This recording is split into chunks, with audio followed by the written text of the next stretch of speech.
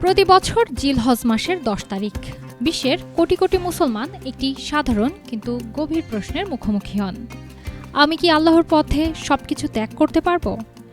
কুরবানি কেবল পশু জবাইয়ের আচার নয়, এটি নিজেকে আল্লাহর দিকে সঁপে দেওয়ার এক আধ্যাত্মিক মহড়া। আজ ঈদুল আজহা, তাই এই ঐতিহাসিক প্রথার শিকড়ে ফিরে যাওয়ার এটাই উপযুক্ত সময়। ইসলামী ঐতিহ্যে কুরবানির প্রথম উল্লেখ পাওয়া যায় হযরত আদম আলাইহিসসালামের দুই পুত্র হাবিল ও কাবিলের ঘটনায়। হাবিল তার সেরা পশু কুরবানি দিয়েছিলেন আর কাবিল দিয়েছিলেন নিকৃষ্ট ফসল। আল্লাহ হাবিলের কুরবানি কবুল করেন, কাবিলেরটি নয়, এবং এই ঘটনায় ইসলামের ইতিহাসে কুরবানির প্রথম নজির। তবে কুরবানির যে রূপ আজ বিশ্বজুড়ে পালিত হয় তার ভিত্তি স্থাপিত হয়েছিল হযরত ইব্রাহিম আলাইহিসসালাম ও তার পুত্র হযরত ইসমাইল আলাইহিসসালামের অতুলনীয় আত্মত্যাগের মধ্য দিয়ে। পবিত্র কুরআনের সূরা আস-সাফাতের ১০২ থেকে ১১০ নম্বর আয়াতের বর্ণনা অনুযায়ী আল্লাহর নির্দেশে ইব্রাহিম আলাইহিসসালামের স্বীয় পুত্রকে কুরবানি দিতে উদ্যত হন। পুত্রও সম্মতি দেন, কিন্তু শেষ মুহূর্তে আল্লাহ একটি পশুকে পাঠিয়ে দেন এবং কুরবানি কবুল করেন। এই ঘটনায় প্রতিষ্ঠা করে আল্লাহ চান আনুগত্য ও নিয়ত। কুরবানির পশুর রক্ত আল্লাহর কাছে পৌঁছায় না। কুরবানি শব্দটি এসেছে আরবি শব্দ কুরবান থেকে, যার মূল কুবর অর্থ নৈকট্য বা কাছে যাওয়ার পথ, অর্থাৎ কুরবানি হল আল্লাহর সান্নিধ্য লাভের একটি মাধ্যম।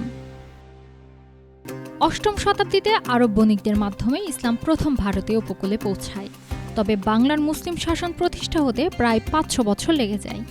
ত্রয়োদশ শতাব্দীতে বখতিয়ার খলজির বঙ্গবিজয়ের মধ্য দিয়ে বাংলায় মুসলিম শাসনের সূচনা হয় এবং ইসলামের ধর্মীয় আচার অনুষ্ঠানের প্রাতিষ্ঠানিকভাবে প্রতিষ্ঠা পায়।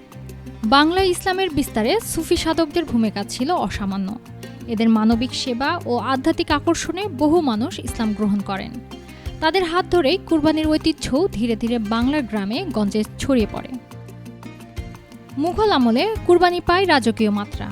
বাংলা তখন মুঘল সাম্রাজ্যের সবচেয়ে সমৃদ্ধ প্রদেশ হিসেবে বিবেচিত ছিল। ঢাকা ও মুর্শিদাবাদে মুঘল নবাবরা বিশাল আয়োজনে কুরবানি ঈদ পালন করতেন, যা সাধারণ মানুষের মধ্যেও এই উৎসবকে জনপ্রিয় করে তোলে। বাংলাদেশে ঈদুল আজহাকে কোরবানির ঈদ বলা হয়। প্রতি বছর প্রায় ১,৩০,০০,০০০ পশু কুরবানি দেওয়া হয়, যা বিশ্বের সর্বোচ্চ। জিলহজ মাসের শুরু থেকেই দেশ জুড়ে অস্থায়ী পশুর হাট বসে যায়। ঢাকার কর্মজীবীরা ছুটে যান নিজ গ্রামে। কুরবানি তখন শুধু ধর্মীয় অনুষ্ঠান নয়, পরিণত হন পারিবারিক মিলন মেলায়। হাজার বছর ধরে কুরবানির এই ঐতিহ্য টিকে আছে, কারণ এর বার্তা চিরন্তন। কুরবানির পশুর মাংস ৩ ভাগে ভাগ করতে হয়।